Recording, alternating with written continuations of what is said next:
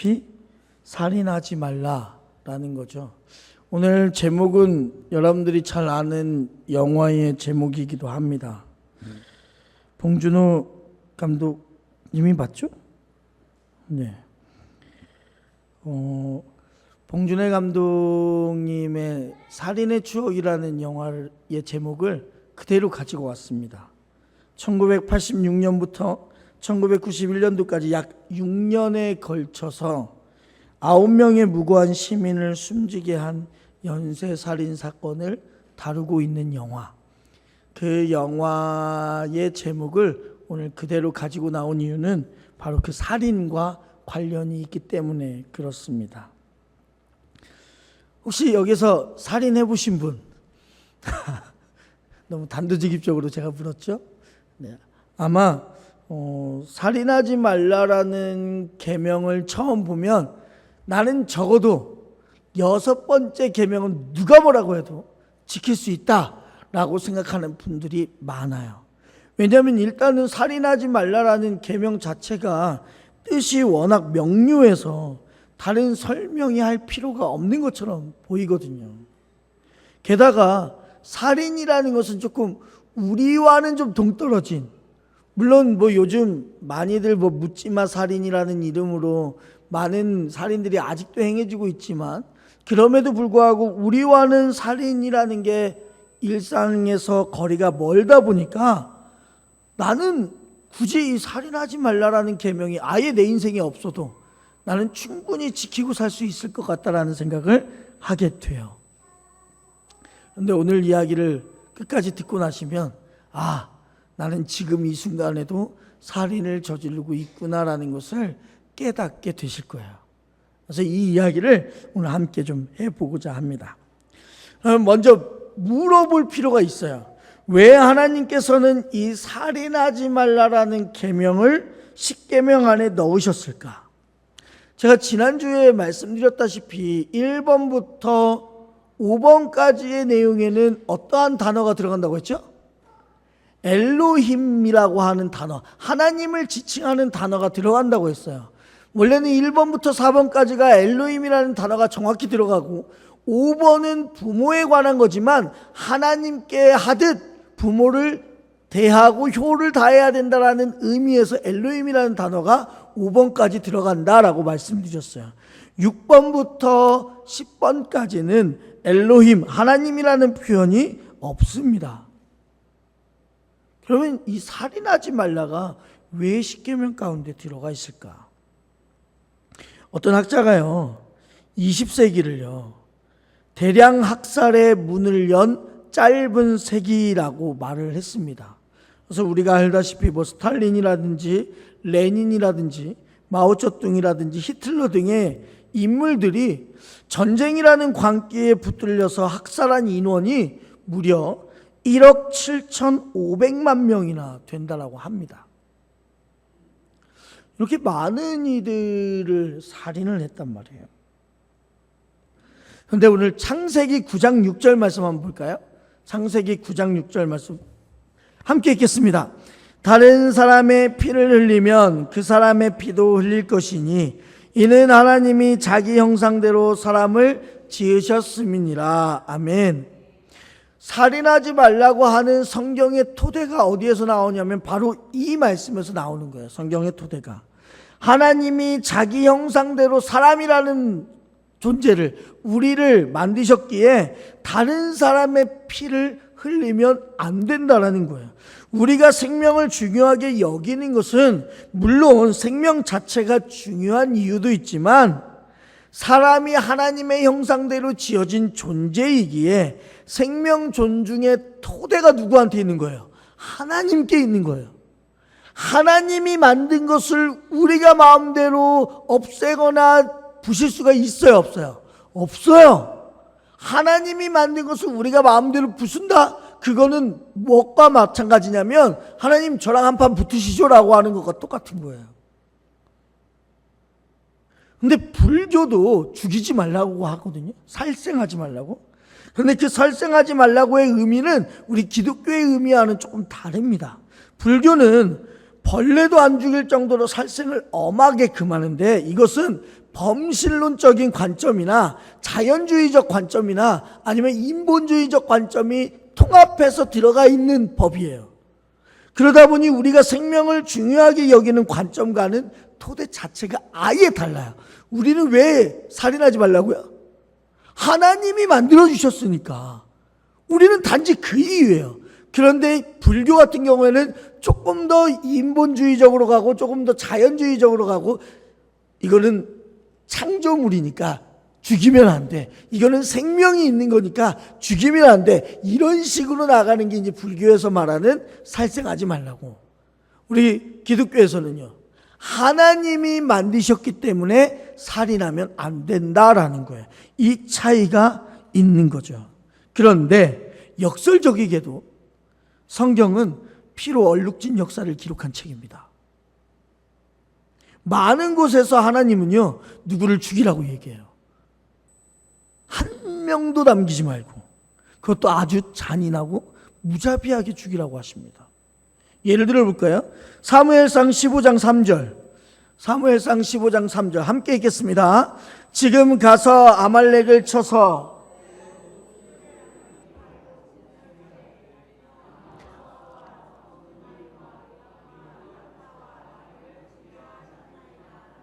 아멘. 여기 보니까 하나님이 정말 잔인하신 것 같죠? 하나님은 사울 왕에게 모두 죽이라고 명령합니다. 그것도 그 모두가 보니까 남녀 불문하고 소아와 젖 먹는 아이까지요. 그리고 더 나아가서 우양, 낙타, 나귀까지 모두 죽이라고 하는 거예요. 이것만 봐도, 아니 하나님이 분명히 우리에게 10계명, 6계명을 주시면서 살인하지 말라고 하셨는데 본인은 정작 이렇게 살인하라고 우리한테 명령하시면 우리는 과연 뭘 지켜야 될까? 그죠? 분명히 사무엘상은 출애굽기보다 뒤에 있잖아요. 우리는 10계명을 먼저 받았어요. 살인하지 말라고. 근데 하나님이 우리에게 명령하시는 거예요. 뭐라고요? 살인하라고. 그럼 우리는 과연 어떤 말씀을 지켜야 되냐, 이런 거죠.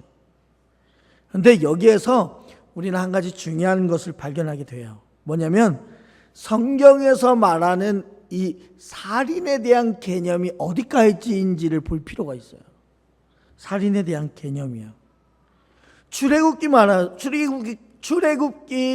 6계명에서 말하는 살인은 과연 어디까지의 의미를 담고 있는가? 이 6계명이 말하는 죄, 살인은요, 생명을 죽이는 모든 경우를 포함하고 있지 않습니다. 좀 더 정확하게 말하면 어디까지냐면, 여기에서 성경이 말하는 살인, 출애굽기에서 말하는 10계명에서 말하는 살인은 일시적인 격정을 이기지 못하고 공인되지 않는 살해를 바로 살인하지 말라의 그 살인이에요. 그러니까 하나님께서 명령하신 것은요, 어떠한 의미가 되냐면 공인된 살인이에요. 공인된 거예요. 하나님께서 직접 멸하시는 거예요. 그런데 여기 출애굽기에서 말하는 우리에게 말씀하신 그 법의 존재의 살인은 어떠한 살인이냐면 홧김에, 제가 좀 전에도 말씀드렸다시피 묻지마 살인이 요즘 유행하고 있죠. 그 모든 게 다 6번째 계명을 어기고 있는 거예요. 홧김에 죽이는 거. 분명히 성경은 인간이 하나님의 형상대로 지음받았기 때문에 살해해서는 안 된다라고 규정하고 있단 말이에요. 그런데 과연 우리 인간의 생명이 어디서부터 인간을 먼저 알 필요도 있어요. 시편 139편 13절에서 16절까지 함께 읽겠습니다. 주께서 내 내장을 지으시며 나의 모태에서 나를 만드셨나이다. 내가 주께 감사하오문 나를 지으심이 심히 기묘하심이라. 주께서 하시는 일이 기이함을 내 영혼이 잘 아나이다. 내가 은밀한 데에서 지음을 받고 땅의 깊은 곳에서 기이하게 지음을 받은 때에 나의 형체가 주의 앞에 숨겨지지 못하였나이다. 내 형질이 이루어지기 전에 주의 눈이 보셨으며 나를 위하여 정한 날이 하루도 되기 전에 주의 책에 다 기록이 되었나이다. 아멘. 이 시편 말씀에서 볼 때 우리는 과연 어디서부터 생명체라고 말할 수 있는가 이거야. 어머니 뱃속에서 나올 때부터 생명체일까요? 뱃속에 잉태될 때부터 생명체일까요? 그렇죠. 우리는 너무나도 잘 알고 있어요. 뱃속에 잉태되는 순간부터 이미 생명이에요. 이미. 그런데 불행하게도요, 전 세계에서 낙태가 가장 많은 나라가 우리나라입니다. 안타깝게도요. 물론 제가 이 시간에 여러분들에게 낙태에 대해서 이야기하려는 건 아니에요. 하지만 우리가 꼭 알아야 될 것은요, 낙태는 살인인 거예요. 낙태는요. 근데 살인과 또 다른 우리 사회적인 문제가 있죠. 어떤 문제요? 자살. 그렇죠? 자살에는 물론 여러 가지가 이유가 있습니다. 이유 없는 자살이 어디 있겠습니까? 물론 이유는 있어요. 그런데도 불구하고 자살도 죄예요. 왜요? 생명을 자기가 끊는 거잖아요. 말씀드렸죠. 우리 생명을 누가 창조해 주셨다고요? 하나님이요. 하나님의 형상대로 우리를 만드셨단 말이에요. 하나님께서 만드신 것을 우리가 마음대로 끊는다? 이것은 죄예요. 왜야? 생명의 주권자는 우리 하나님이시기 때문에 그래요. 여러분들이 살고 죽는 것은 하나님께 달려있는 거예요. 내 마음대로 하는 게 아니에요. 그러니 여러분, 살고 죽는 것은 하나님께 달려있으니까 하나님께 여러분들이 기도하셔야 되는 거예요. 오래 살고 싶으신 분들 기도하세요. 기도하세요. 하나님의 뜻이라면 분명히 오래 살게 해주실 거예요. 하지만 하나님의 뜻이 아니시라면요, 하나님은 불러가시는 거예요. 그러니 자살은 우리의 인생에서 없어야 돼요. 왜요? 죄 짓는 거잖아요. 하나님이 만든 우리의 인생을 우리가 없앤다? 그럴 수가 없어요. 그럴 수가 없어요. 그래서 어떤 생명도 자기가 재단할 수가 없는 거예요. 어떠한 생명조차도요. 근데 이러한 살인에 관련된 이야기들을 지금부터 조금씩 해볼 텐데, 신명기 22장 8절 한번 읽어볼까요? 내가 새 집을 지을 때 지붕에 난간을 만들어 사람이 떨어지지 않게 하라. 그 피가 내 집에 돌아갈까 하노라. 아멘. 이 말씀을 보면 이게 과연 살인과 도대체 무슨 관계가 있을까라는 생각이 드는데요. 신명기에서는요, 새 집을 지을 때 지붕에 난간을 만들라고 해요. 여기에서 난간이라는 것은 일종의 사회적 안전망을 뜻하는 거거든요. 히브리 사람들이요, 집이 어떠한 형태로 되어 있냐면, 예를 들면 1층 집을 짓잖아요. 그럼 무조건 다 이제 위에 옥상이 있어요. 옥상이. 그 당시에 여러분들이 아시겠지만 건물을 짓는 그러한 기술이 많이 없었기 때문에 높은 건물을 짓기에는 힘들었단 말이에요. 그러다 보니까 대부분이 이제 낮은 건물이었어요. 근데 낮은 건물에 뭘 늘 항상 지었냐면 옥상을 지었어요. 그것도 평평하게. 그래서 그곳에서 또 생활을 할 수 있도록 그렇게 지은 형태가 성경시대 당시에 사람들이 살고 있었던 곳이었거든요. 그래서 우리가 잘 알다시피 예수님이 어떠한 사람의 집에서 머물고 있었을 때 4명의 친구들이 1명의 친구를 살리고자 지붕에 올라와 가지고 그 지붕을 뚫었다라는 얘기 있잖아요. 그게 우리식으로 생각하면 안 되는 거예요. 우리식으로 이렇게 세모진 지붕에서 떨어뜨리면 당연히 밑에서 이제 방해가 되고 어려울 거 아니에요. 그러한 지붕이 아닌 거란 말이에요. 그냥 평평해요. 누구나 옥상에 올라갈 수 있는 그러한 지붕으로 되어 있는데, 그 지붕에는 반드시 난간을 설치하도록 되어 있었어요. 왜냐하면 지붕이 있다 보니까 그 위에 올라가서 잘못하면요, 떨어지잖아요. 떨어져요.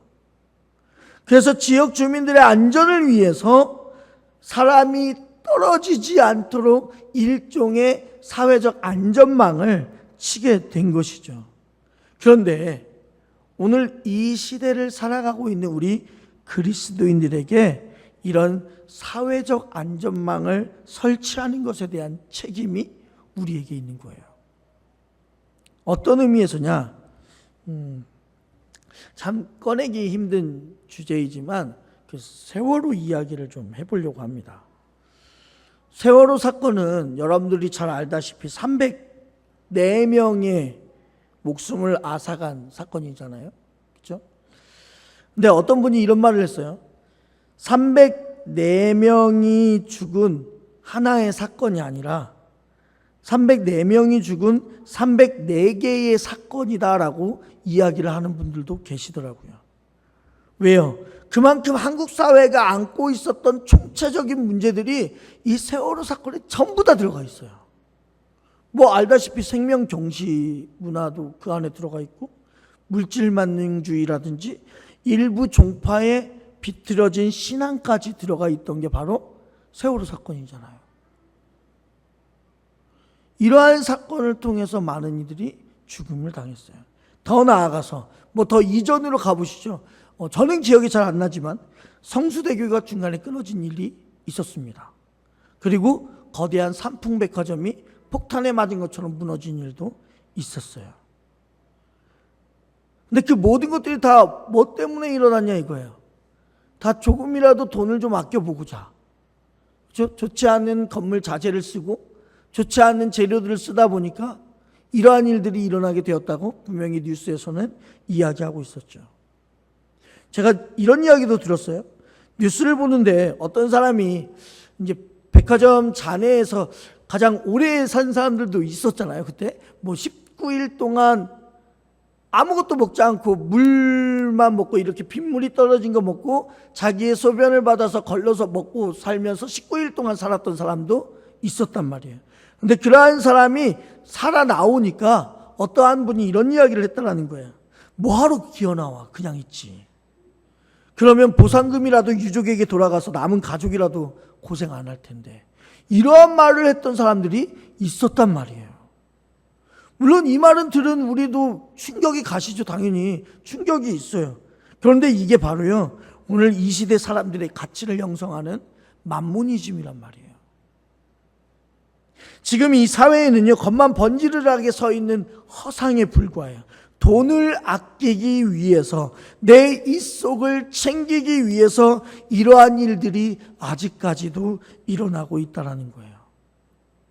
돈보다 사람 목숨이 중요해야 되는데 우리의 의식의 한복판에, 우리의 의식 한복판에 그 주인의 자리에 돈이 들어가 있단 말이에요. 그러다 보니까 무슨 일이 일어나냐? 사람의 생명을 중요하게 생각하지 않아요. 중요하게 생각하지 않아요. 가치가 없는 것으로 보는 거예요. 그래서 여러분, 살인은요, 어떻게 보면 사람을 무가치하게 여기는 모든 것들이 다 살인이라고 생각하면 되십니다. 6번째 계명인 살인하지 말라도 이와 똑같은 문제예요. 직접적으로 우리가 타인의 목숨을 끊는 그런 단편적인 일만 언급하고 있는 게 아니라 오히려 조금 더 넓은 의미에서 살인을 지금 우리에게 이야기하고 있는 거예요. 예를 들어 볼까요? 예수님이 이해하신 살인하지 말라라는 의미가 어떤 의미가 들어있냐면 마태복음 5장 21절에서 22절 말씀 함께 읽겠습니다. 옛 사람에게 말한 바 살인하지 말라. 누구든지 살인하면 나는 너희에게 이르노니 형제에게 노하는 자마다 심판을 받게 되고 형제를 대하여 나가라 하는 자는 공회에 잡혀가게 되고 미련한 놈이라 하는 자는 지옥불에 들어가게 되리라. 아멘. 21절에서 분명히 이렇게 얘기하고 있죠. 옛사람에게 말한 바 살인하지 말라라고 했단 말이에요. 그리고 나서 너희가 이런 살인하지 말라라는 소리를 듣지 않았느냐. 그런데 나는 이제 22절에 나는 그 살인하지 말라에 대해서 내가 너희한테 이르노니 라고 써 있어요. 그래서 뭐라고 써 있냐면 나가라 하는 자, 미련한 놈이라고 하는 자, 이러한 사람들이 다 어떻게 된다고요? 뭐 공회에 잡혀가게 되고 지옥불에 들어가게 된다라고 얘기하고 있죠. 여기서 말하는 나가라는 단어, 그리고 미련한 놈이라는 단어는요, 히브리어 말로 말하면 욕입니다. 욕. 욕인 거예요. 어떠한 욕이냐면 제가 좀 전에 말씀드렸던 무가치한 놈이라는 뜻이에요. 그러니까 예수님은 이러한 욕설, 즉 사람 한 생명 한 생명을 무가치하다고 여기는 것 또한 살인이라고 보시는 거예요. 한 사람을 무가치하다고 여기는 게 왜 살인이 되냐면, 분명히 사람은 누가 만들었어요? 하나님이 만들었어요. 어떻게 해요? 하나님의 형상으로. 하나님의 형상이라는 말은 또 다른 말로 말하면 하나님의 성품을 그대로 가지고 왔다는 말이에요. 만약에 하나님의 형상이 단지 모양이라면 여러분들 우리 다 하나님처럼 다 똑같아야 될 거 아니에요. 그죠? 근데 그러지 않잖아요. 생김새 다 다르잖아요. 뭘 가져왔냐면 하나님의 성품을 그대로 우리에게 가지고 왔단 말이에요. 하나님의 형상으로 우리를 지으셨고 하나님의 성품으로 우리를 지으셨는데 사람들이 우리를 향해서 무가치하다고요? 그러면 이 말은 하나님을 욕하는 것과 똑같은 거예요. 하나님의 성품이 아무런 가치가 없습니다. 하나님의 뜻이 아무런 가치가 없습니다. 이런 말이 되는 거예요. 그러니 하나님께서 사람을 만드신 목적과 반대가 되는 견해이기 때문에 하나님은 그걸 뭐라고 말씀하시냐? 라가라고 말하는 거, 그 다음에 미련한 놈이라고 말하는 이러한 모든 무가치하게 여기는 모든 것들을 살인이라고 정하게 되시는 거예요. 우리가 잘 알고 있는 창세기 4장에 가인과 아벨의 이야기가 있습니다. 형인 가인이 동생 아벨을 죽인 사건이죠. 어쩌면 이걸 돌이켜보면 사람의 욕심이 얼마나 큰지를 알 수 있어요. 그렇죠? 분명히 두 사람이 동일하게 예배를 드렸으나 하나님은 동생의 예배만 받으셨어요. 뭐 어떠한 이유에서인지는 정확히 나오지는 않았습니다.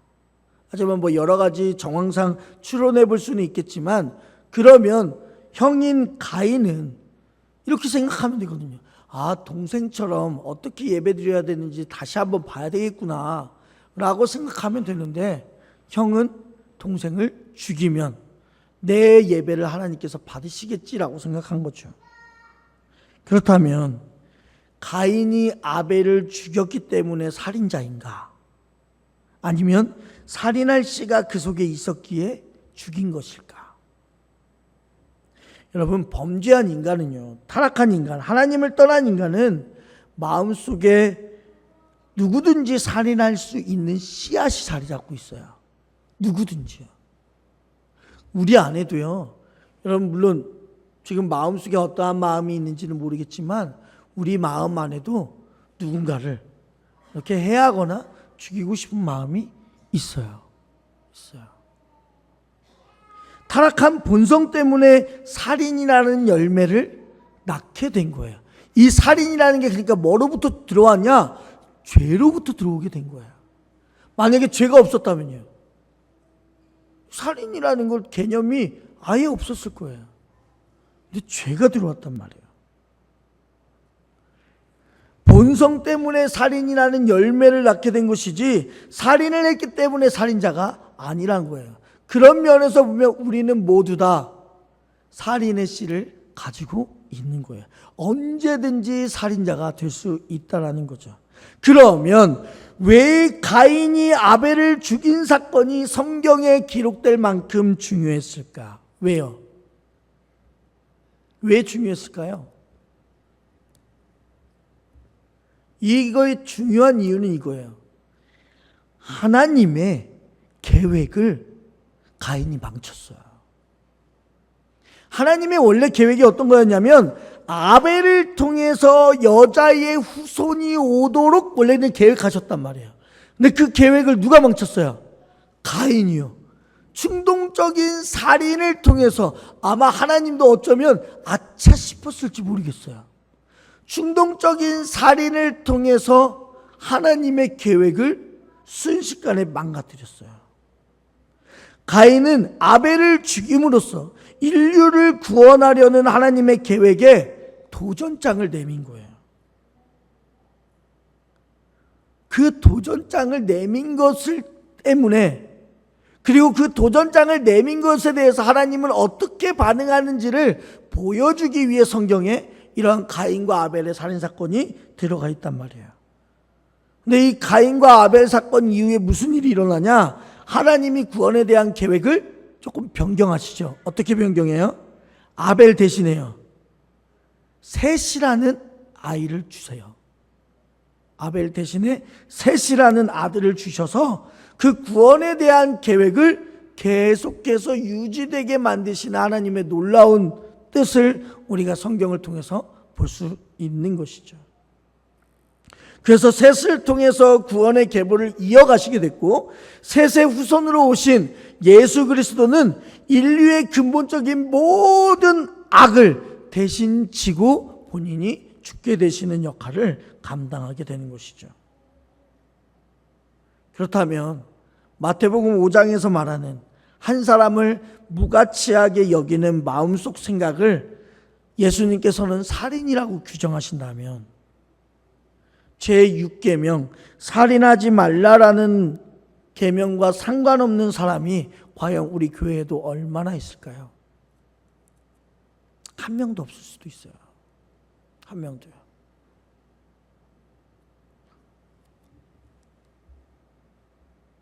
그러니 하나님께서 우리에게 이 살인하지 말라라는 계명을 주신 이유를 뒤집어 말하면 어떠한 뜻이 되냐? 인간 회복을 선언하는 계명이 되는 거예요. 어떻게 회복하기로요? 우리가 지금까지 무가치한 자다라고 여겼던 모든 것들이 살인이라고 한다면 이제는 어떻게 바뀌면 되는 거예요? 그 사람 한 사람 한 사람을 가치 있는 사람으로 존중해 주면 되는 거예요. 그러면 살인하지 말라라는 것을 우리가 지킬 수가 있어요. 한 사람 한 사람을 무가치한 자다 욕하는 게 아니라 저 사람은 하나님이 만드신 하나님의 형상을 닮은 사람이야 라고 하면서 존중하는, 그래서 이 존중에 대한 것이 아모스 8장에 나와 있습니다. 아모스 8장 4절에서 8절까지의 말씀 함께 읽도록 하겠습니다. 가난한 자를 삼키며 땅에 힘없는 자를 망하게 하려는 자들아, 이 말을 들으라. 너희가 이르기를 월삭이 언제 지나서 우리가 곡식을 팔며 안식일이 언제 지나서 우리가 밀을 내게 할고, 에바를 작게 하고 세계를 크게 하여 거짓 저울로 속이며 은으로 힘없는 자를 사며 신앙켤레로 가난한 자를 사며 찌꺼기 밀을 팔자 하는도다. 여호와께서 야곱의 영광을 두고 맹세하시되 내가 그들의 모든 행위를 절대로 잊지 아니하리라 하셨나니, 이로 말미암아 땅에 떨지 않겠으며 그 가운데 모든 주민이 애통하지 않겠느냐. 온 땅이 강에 넘침같이 솟아오르며 애굽 강같이 뛰놀다가 낮아지리라. 아멘. 이 말씀이 무슨 말씀이냐면, 아모스 선지자가 그 시대의 종교적인 외식주의자들을 고발하는 내용이거든요. 그러니까 이때 당시에 종교적인 그 역할을 감당한 사람들이 있었어요. 그 역할을 감당한 사람들이 이상하게 안식일이 돌아오는 것을 싫어하기 시작하는 거야. 왜 싫어하냐면 안식일이 뭐 하는 날이에요? 쉬는 날이에요. 그죠? 쉬는 날이다 보니까 안식일에 쉬어야 되는데 쉬면 뭐가 발생하냐면 이익이 없어요. 이제 여러분들도 일하실 때 보세요. 일하실 때 쉬면요, 결근을 내면요, 그날 거 빼고 월급을 주잖아요. 그러한 것처럼 이때 당시에도 그랬단 말이에요. 안식일에 쉬어야 되는데 쉬면 수입이 없어지니까, 이익이 없어지니까 무슨 일이 생겼냐면 나중에는 자기들은 쉬어요. 종교적인 지도자들이니까 자기들은 쉬는데 종들한테는요 몰래 농사 지으라고 하는 거예요. 몰래 일을 하게 하는 거예요. 일을 하고 농사 짓고 밀을 팔게 만든다니까요. 형식적으로 안식일을 지키는 종교주의자들이 되어버렸단 말이에요. 그러다 보니까 하나님께서 일을 눈뜨고 볼 수가 없어서 하다못해 뭘 하냐? 민족 자체를 바벨론으로 넘겨버리시는 거예요. 아모스는 그래서 계속해서 자기들은 안식일을 지키면서 종들을 착취하는 종교주의자들, 외식하는 자들을 오늘 성경 말씀을 통해서 고발하는 거죠. 그들은 신 한 켤레 값으로요 가난한 자들을 사요.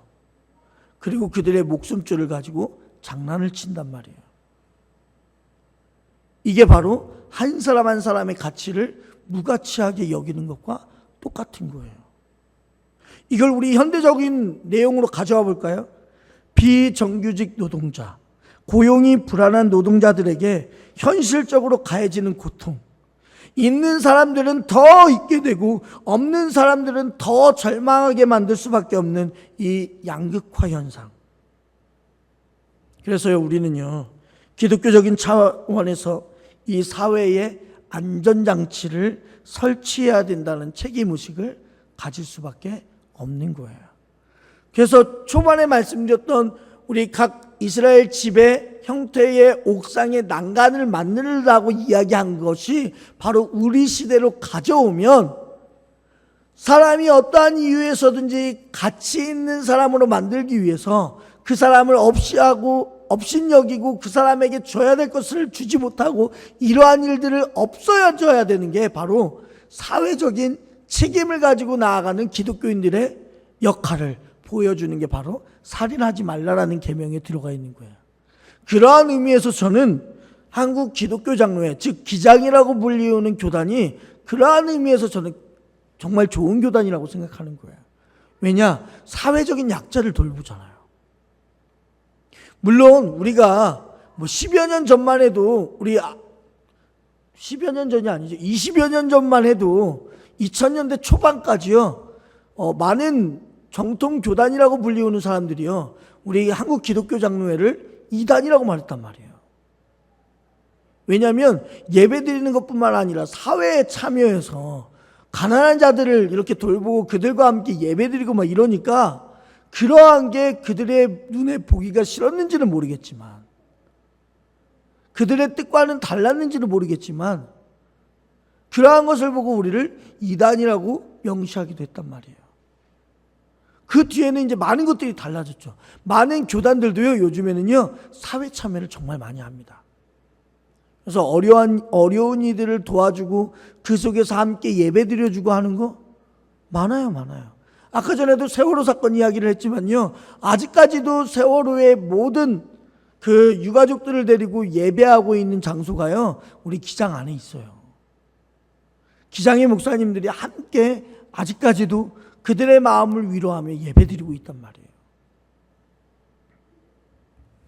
사랑하는 성도님들, 내 손에 피 안 묻혔다고 해서 살인하지 말라라는 육계명으로부터 우리는 자유로울 수 없습니다. 한 생명의 소중함, 국민의 행복이라는 부분에 대해서 이제 우리의 마음과 눈을 열어야 될 시점이지 않을까 생각합니다. 우리 손에 피가 묻지 않았지만 우리는 구조적으로 살인을 계속 저지르고 있는 거예요. 분명히 베드로전서 2장 9절에서 이렇게 말하거든요. 우리를 택하신 족속이요 왕같은 제사장이요 거룩한 나라요 그가 그의 소유된 백성이라고 하나님의 형상대로 지음받은 자들이라고 우리에게 축복을 하나님께서 해주셨단 말이에요. 근데 그 축복을 해주신 게 나만의 축복이 아니란 말이에요. 여러분 옆에 앉아 계신 분들도 똑같이 하나님의 축복을 받으신 분들이에요. 그리고 여러분들 주위에 어렵다고 말하는 분들도 똑같이 축복을 받으신 분이에요.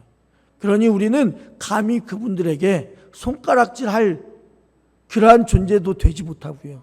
그러한 이들을 가치 없는 자라고 말할 수가 없는 거예요. 그러한 모든 생각들은 다 살인하는 거예요. 또한 이 살인의 개념에 어떠한 것들이 들어있냐면 그러한 관심을 갖지 않고 있는 현장을 봤음에도 불구하고 지나치는 것도 살인이에요. 여러분 우리나라 그 형벌법으로 이런 거 있잖아요. 살인을 저지르려고 했던 행동조차도 살인미수라는 죄명이 있어요. 즉 남을 내가 무가치하게 여기지 않다 해도 무가치하게 여기고 있는 것 옆에서 가담했다. 똑같이 살인인 거예요. 그 사람 생각에 조금이라도 동조했다. 살인인 거예요. 사랑하는 우리 광림교회 성도님들, 여러분들은 그러지 않았으면 좋겠습니다. 분명히 하나님께서 말씀하시는 거예요. 내 손에 피를 묻히지 않고도 우리는 살인을 저지를 수 있어요. 우리의 말 한마디가요, 그 사람을 죽일 수 있어요. 우리의 생각 한 생각이요, 그 사람을 죽일 수 있어요. 우리의 손짓 하나가요, 그 사람을 죽일 수 있어요. 우리는 언제든지 살인에 가까이 있는 사람들이에요.